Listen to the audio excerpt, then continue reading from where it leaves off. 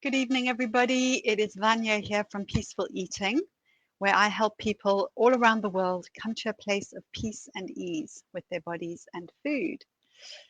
And most weeks, at the moment on a Thursday, I answer subscribers, or even if you're not a subscriber, I answer questions.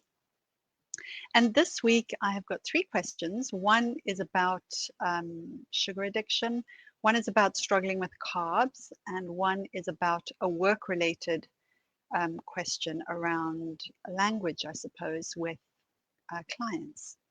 So if you're watching, say hello. I'm a little bit early because I'm really tired and I'm just sitting here. I thought, let me just start this, then I can have an early night, I hope. How are you all doing? I'm curious about how you are, how things are going around COVID for you, how it's impacting your life, and just what you're struggling with and what is going really well in your life. I'm got to a place of some fatigue with it. I've done okay up until now, but I'm not homeschooling children, and I already work from home and run my own business. So it's been okay from that point of view, but I'm just getting a bit weary of just the ongoingness of it all. But thank goodness I have a meditation practice and I have a self-compassion practice. So those two things definitely do make it easier to bear. All right. If you have a question as you're watching that you want to pop into the comment box, then please do that. You can also drop me a question anonymously at peacefuleating.co.uk/ask, and I will check, and it should pop up if you want it to be anonymous and not to come up on the comments. All right, let me get started. So the first question, the other thing I've just got to say, a quick disclaimer, I don't know anything about the people who are sending me questions. These come anonymously. So I know as much as you do. So whatever I read out to you, that's exactly what I have. So please take what I'm saying in a kind of general way. And if you want to ask me a follow-up question, if this is your question, then please do send me a question or an email. All right. So here's the first one. I am pre-diabetic. Last year, I got my numbers down to normal by following a low-carb diet. I feel I'm addicted to carbs as I have no control over eating when I eat carbs. I often feel physically unwell after eating carbs, yet I felt at peace and well when I restricted them. What would you suggest for me? So I am not a medical professional. I'm not a doctor. I'm not a dietitian. And I'm certainly not a diabetic educator or professional in that field either. So just know that. However, I do read a lot and attend various seminars and webinars and things from people who are in this field from a weight neutral, all foods fit kind of perspective. So I am leaning on people like that. You could seek out Migret Fletcher, who's an amazing diabetes educator, dietitian, and she's got such incredible resource. If you have diabetes, she co-wrote a book with Michelle May called Eat What I Love, Love What I Eat with Diabetes, or Eat What You Love, Love What You Eat. I don't remember that one. You could also check out Glenys Oyston and Rebecca Scritchfield, who together do a teach, I think it's a short course, 4 weeks or something, particularly around taking care of yourself if you have diabetes. So that's another resource that you could check out. But let me answer this question from a general point of view. First of all, from what I've understood from the dietitians who do understand about diabetes and work in this field, is that pre-diabetes is not a disease. You might never become diabetic if you're pre-diabetic. So it's more something to just sort of keep an eye on. then it is something to become scared about and start treating it as if it's a disease. Um, so what you're saying is that last year you got your numbers down by following a low carb diet. And then you said, I feel I'm addicted to carbs as I have no control over eating when I'm eating carbs. Now, almost certainly the reason that this is the case is because of restriction. What you resist persists. So what you're trying not to have is the thing that you're craving.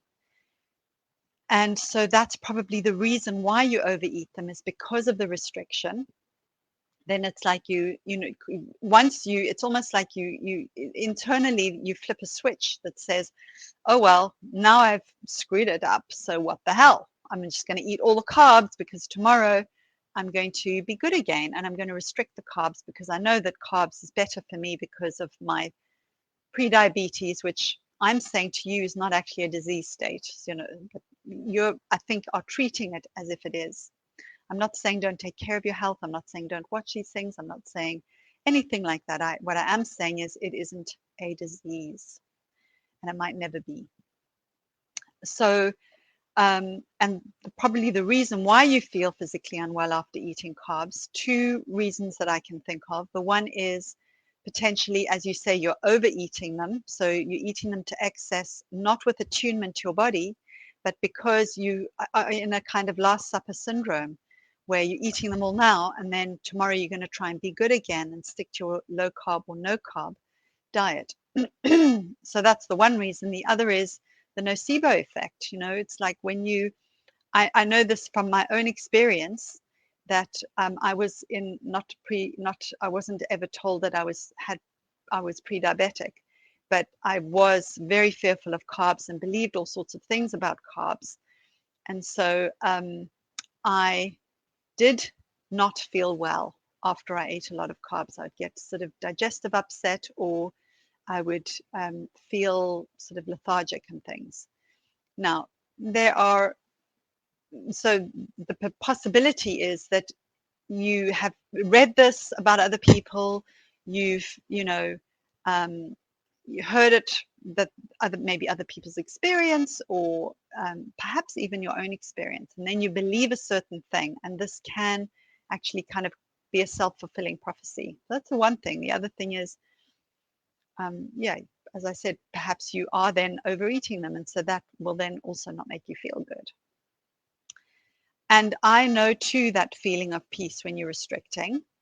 And often the reason why you feel that peace is because you are thinking you're good, you're feeling proud of yourself, you're doing what you think is best for you.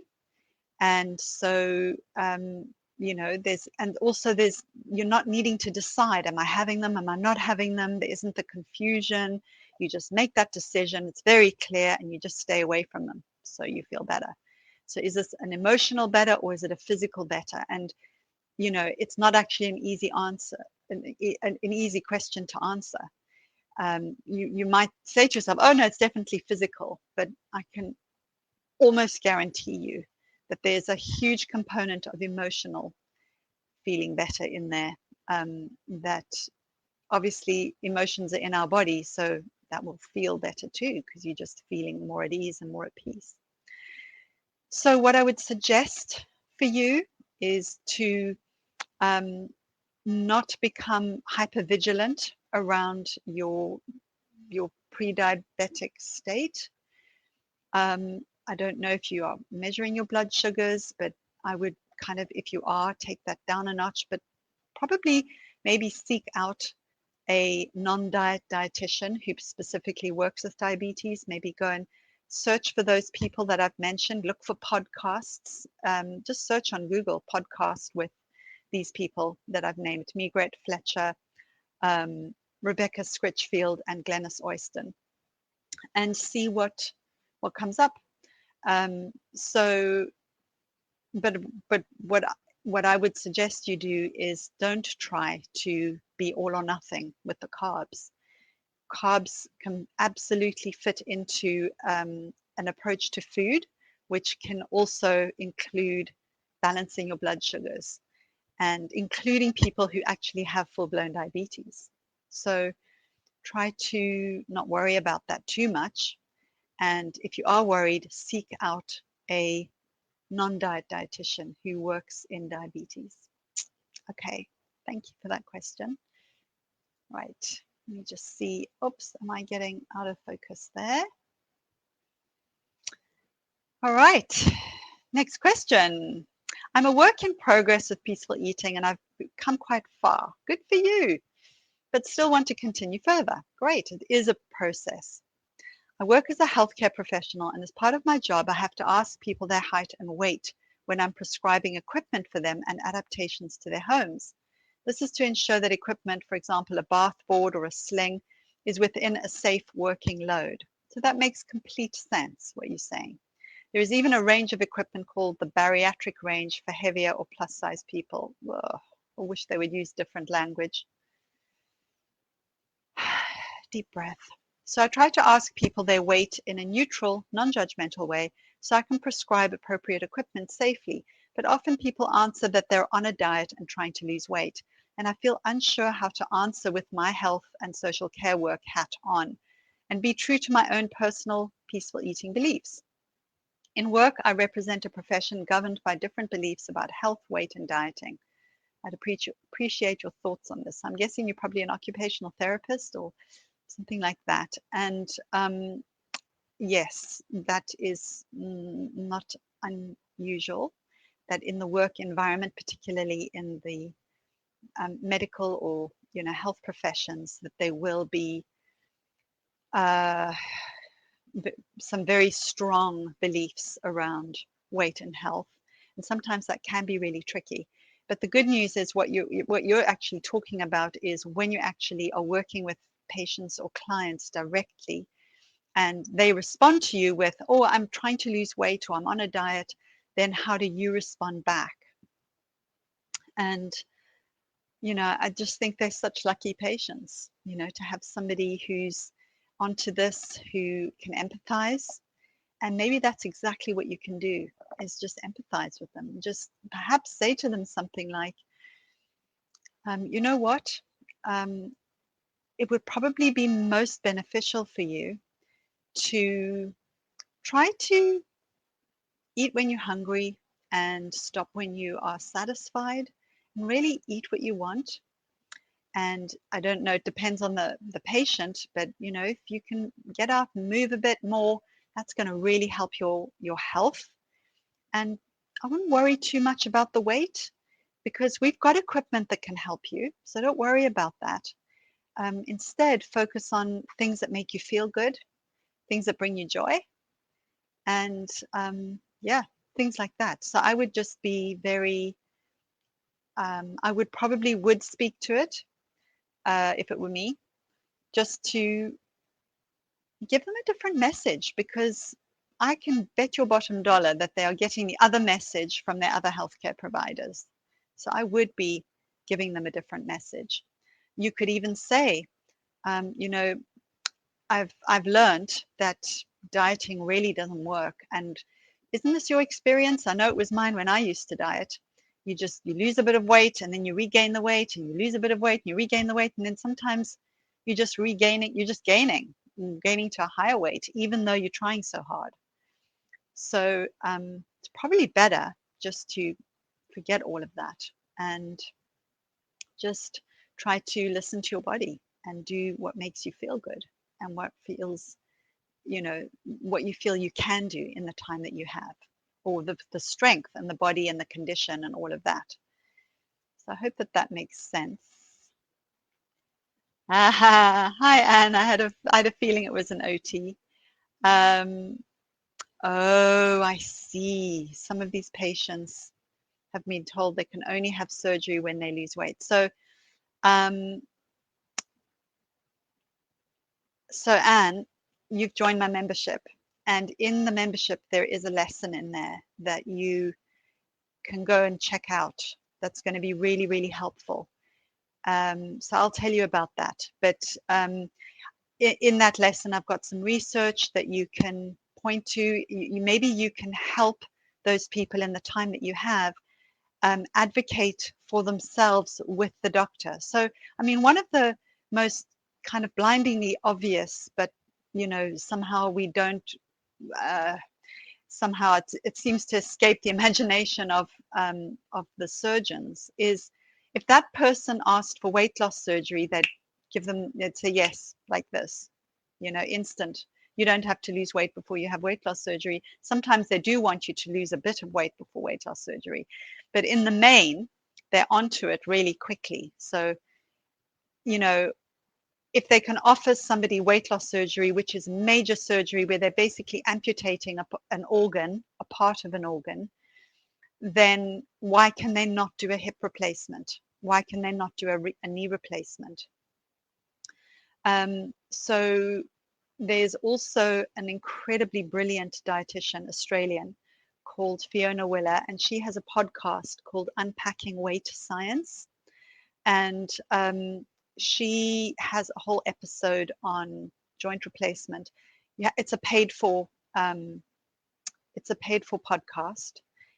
Anyway, I think you can buy them in small blocks if you want to.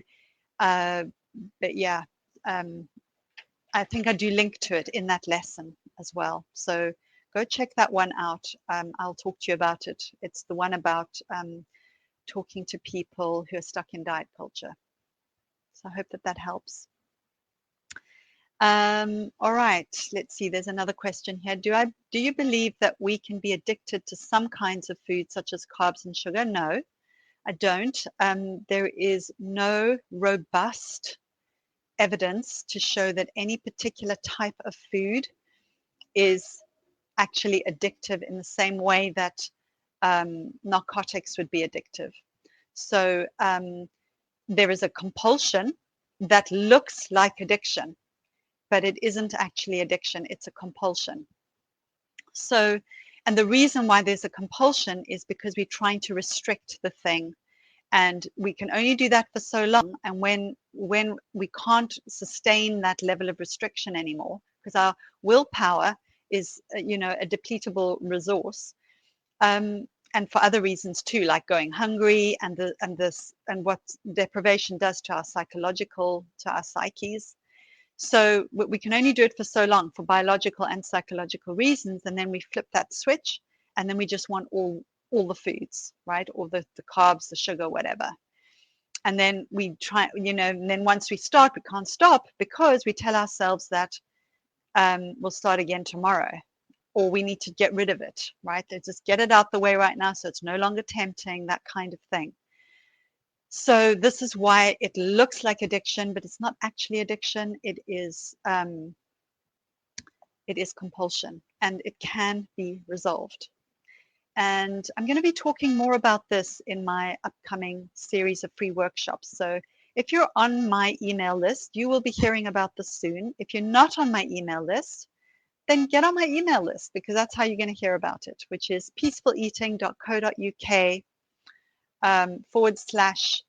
/guide. And that'll give you my ebook, my free ebook, and it'll put you on my list and you'll get the information. So I think you might really benefit from coming to the free workshops in a few weeks' time. I hope that helps. All right, let me go to the last one. This was actually a response to my newsletter, which was my my newsletter today. So people on my list would have got this newsletter, which was actually about food addiction. And so this is the response. I just thought I'm just going to take the time today to respond to this now. So this is what she says. For me, defo sugar. It's all the info around. It will calcify the pineal gland, block clear thinking. I'd like to be at peace with my body, then choose what feels right.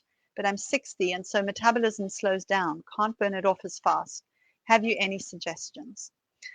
All right, so what I want to say, there's quite a lot in there. And the one thing I want to point to is how sugar and carbohydrates are so vilified in our culture. And it's completely unnecessary to vilify them. Too much of anything is bad for us. Too much broccoli is not good for us. If we're just eating broccoli or just eating carrots or, just eating cucumbers, that's not going to be healthy for us either. So, carbs are an incredibly good fuel source. They're actually good for our brains.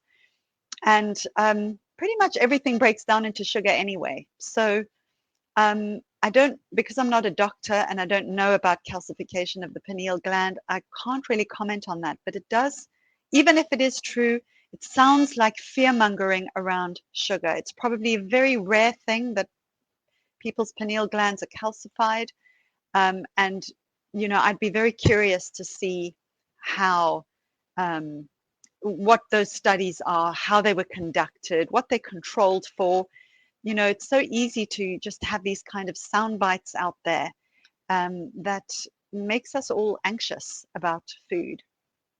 So I want you to know that I used to believe that sugar and carbs were the devil incarnate and that they made me think foggily and get eczema and digestive problems and all of that sort of stuff. And I eat all of those foods right now.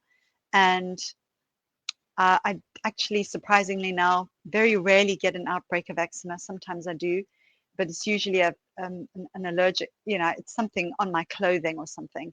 I don't binge on it anymore, and it's got my foggy thinking hasn't, you know, whether I was on a diet or not on a diet, restricting carbs and sugar or not, my thinking, clarity of mind or whatever is about the same. What I will tell you is affected it is a menopause that definitely has had an impact on my foggy brain.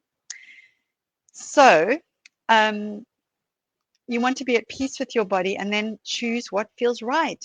Great. So start with that. Instead of waiting until you think you can feel a peace in your body, start practicing cultivating peace in your body right now. Right now. How can you be more peaceful with your body? How can you be more accepting of your body as it is now? Because I promise you that not accepting your body is not going to be good for your health, because it elevates your cortisol, which are your stress hormones, and that's ongoing. It's chronic. Stress hormones are great for when you need to get away from a predator or, you know, get yourself out of a dangerous situation.